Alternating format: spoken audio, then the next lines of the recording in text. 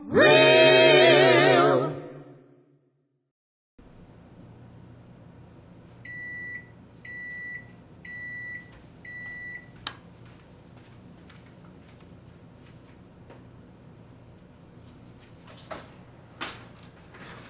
Hanukkah is the festival of the lights commemorating the story over 2,000 years ago of the small flask of pure olive oil that burned in the Jews' sacred candelabrum, the menorah. It was enough to last one day, and it lasted 8 days. A miracle. Today we celebrate the miracle by lighting our own menorahs for 8 days and by eating traditional foods like potato pancakes and donuts, fried in lots and lots of oil. Perhaps we got the message of the miracle wrong. Maybe the miracle was about discovering how to use less oil, making it last longer, about conserving energy.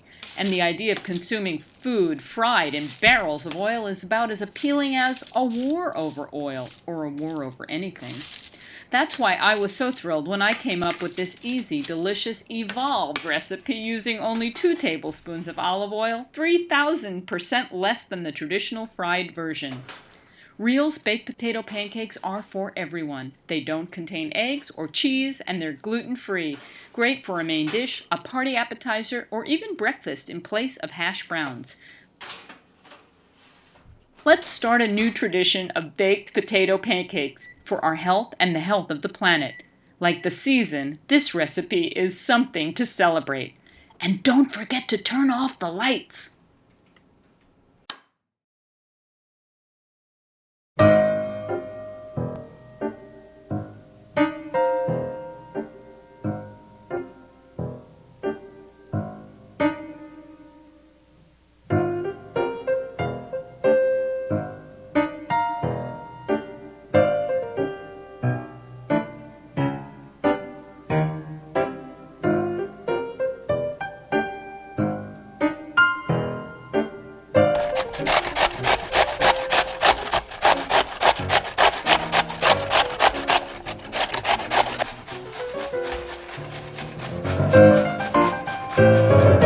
Hi, I'm Karen Hartglass with Responsible Eating and Living, and I'm here in my kitchen making potato pancakes for Hanukkah. I've been making potato pancakes every year for as long as I can remember.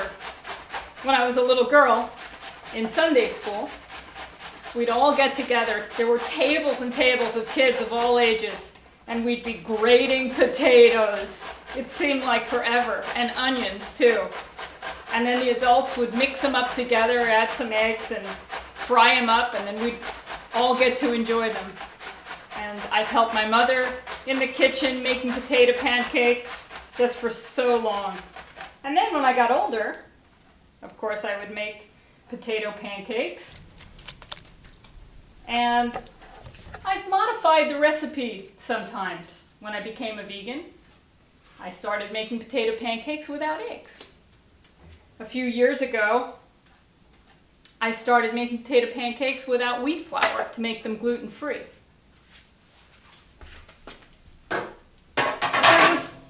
There was something that always bothered me about potato pancakes. All that oil. Frying them in all that oil. We'd wait and wait and wait to eat them, and then we'd have a few of them, and you'd feel terrible afterwards. What was the point? And I just struggled for so long because I love holidays and I love traditions and I love potato pancakes, just not with the oil.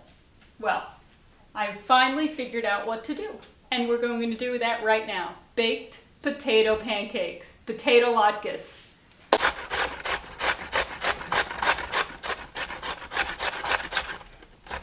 Now what I'm going to do is drain the potatoes. I'm just going to scoop all of these grated potatoes out, put them in a colander, and then I'll press the water out of them.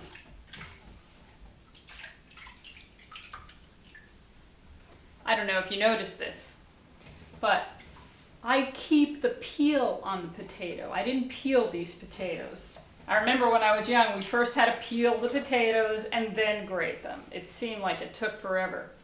Not only is it faster not to peel a potato, but when you use an organic potato, you don't have to worry about residual toxic pesticides and herbicides, but you're also getting a lot of nutrition. And I think they taste great.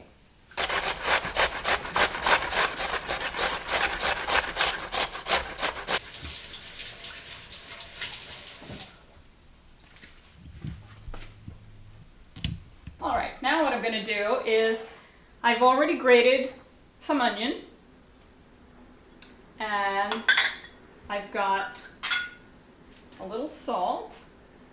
And I want to tell you something. If you're on a salt-free diet, these are great without salt. I'm also adding just a little olive oil, just to give it that flavor. You don't need to fry these things in cups and cups of oil. Just a little bit really gives it a great flavor. And I'm going to be adding, now this I love, this is potato flour. What's in your potato pancakes? Potatoes. Now you can use another flour because I know most people don't have potato flour in their cupboard. You can use an all-purpose wheat flour or an all-purpose gluten-free flour. I'm going to add a little bit here. And then with my hands, mix this all up. I think this is a great recipe to make with kids because they can get their hands in it. And it's fun. So the idea is to mix this all together, and with the potato flour it makes a dough almost, so that the grated potatoes will stick together and you can mold them into a nice patty. If you've ever made potato pancakes, you know how long it takes to stand over a hot frying pan and you can make maybe 4 at a time, and you're waiting, and then you have to flip them, and the oil is hot, and it gets your kitchen all coated with oil. This is so much easier. Another great thing about this recipe is you can reheat them. You can bring them to an event or make them in advance and reheat them, and they're just as good. When I used to make potato pancakes and fry them, they were only good when they came out of the frying pan. If you reheated them, they never quite tasted the same. Okay, so this looks just about right. You can see if I take a little clump and mold it together, it sticks together like a pancake.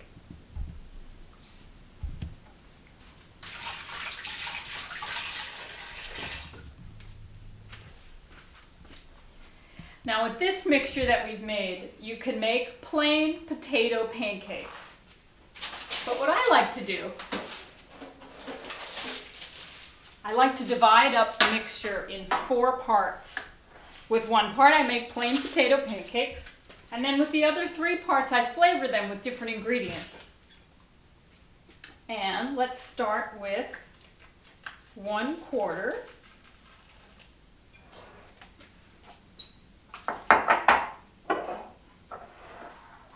I like to use a 1/4 cup measuring cup. It makes forming the potato pancakes very easy, and you can make them relatively uniform in size. And then you can just scoop it out and then make sure it's shaped into a patty. And if you know what potato pancakes look like, you can see they look just like regular potato pancakes. They're just not fried.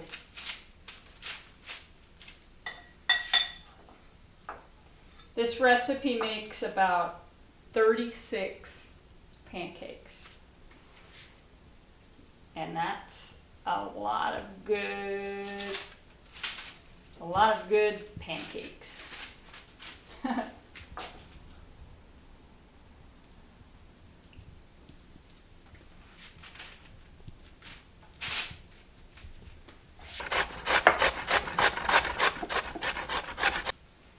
The next flavor I'm going to do is carrot and onion.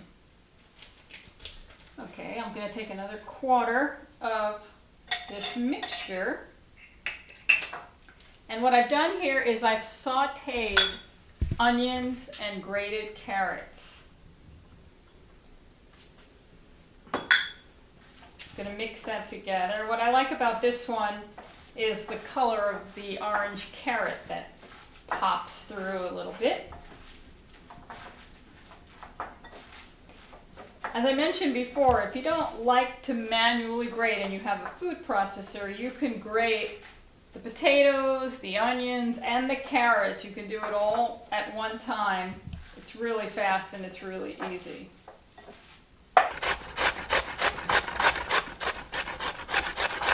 Okay, I'm going to add the spinach now. And this was frozen spinach that I just lightly cooked just to dry it a little bit and defrost it. You could also use fresh spinach.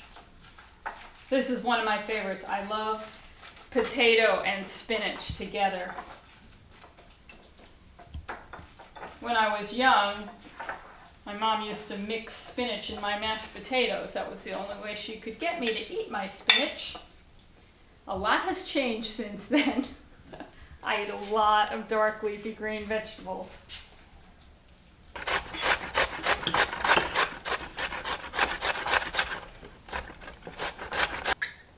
And I've cooked some buckwheat.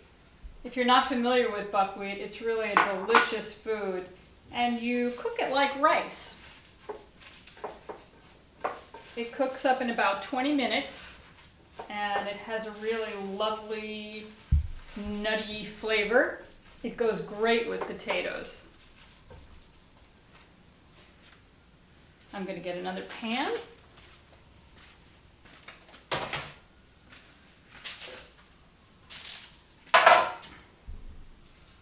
Finish this up.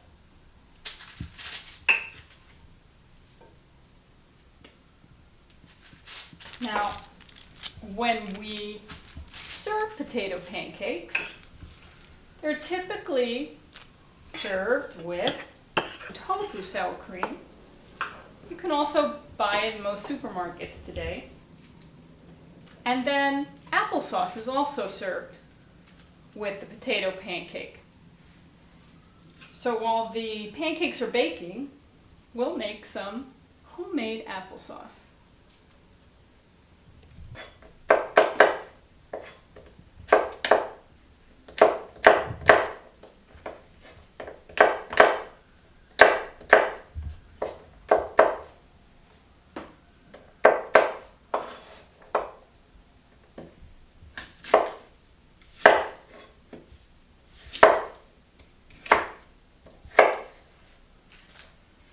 I'm making applesauce.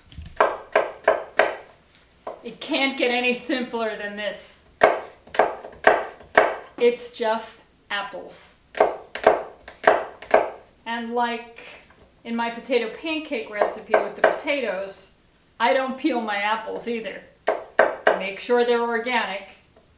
And there's a lot of great nutrition in the peel, so I leave them on. The French call this compote. And we make a lot of compote at home. Sometimes just with apples, sometimes with pears. Sometimes I like to make a mix with bananas and berries and apples. It's great on pancakes or waffles, or just all by itself. Today, I'm just making it with apples, and it's going to go great with my baked potato pancakes. Put them in this saucepan. You will not believe how easy and how delicious this is.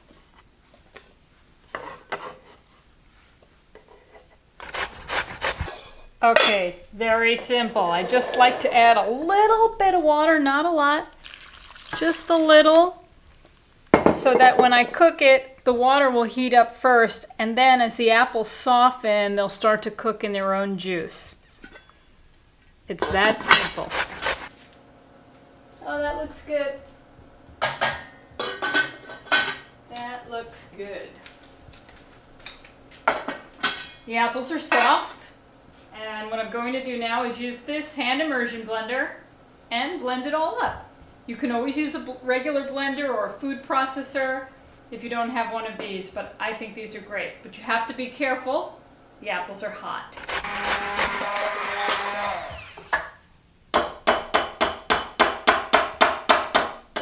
That looks good. It's smooth, it's fresh, it's tart, it's lovely, it's applesauce.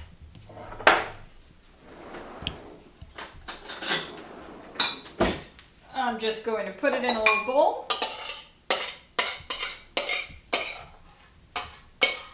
And then you can enjoy some baked potato pancakes with tofu sour cream and applesauce.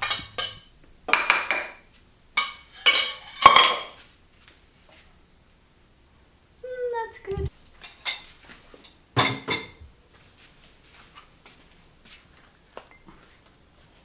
Now I'm going to make the tofu sour cream. And it can't get any easier than this. I'm going to be using silken tofu and a little lemon juice. Okay. Just put the tofu in the mini chopper.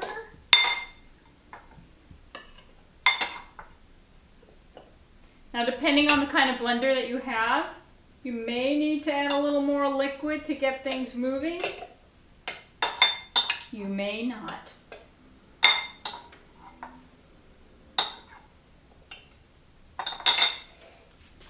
I'm going to blend it up a little bit on its own first.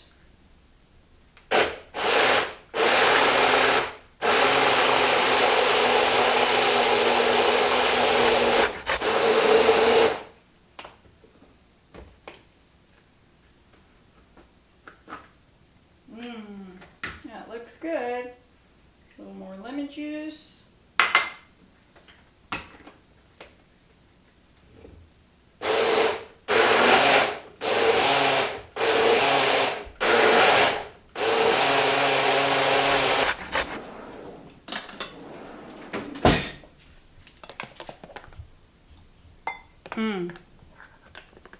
There we go, tofu sour cream.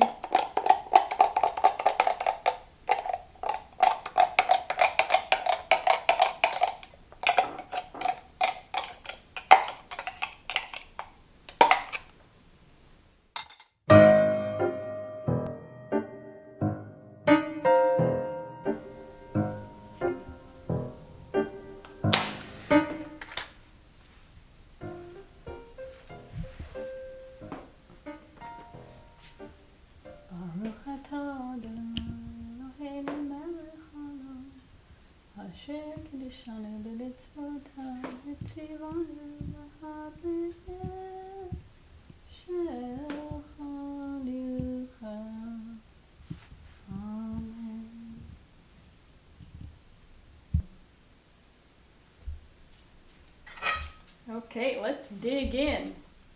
I'm going to get a spinach, carrot and onion. Let's see, there it is, the buckwheat, and a potato with a little tofu sour cream and some applesauce. Shall we try it?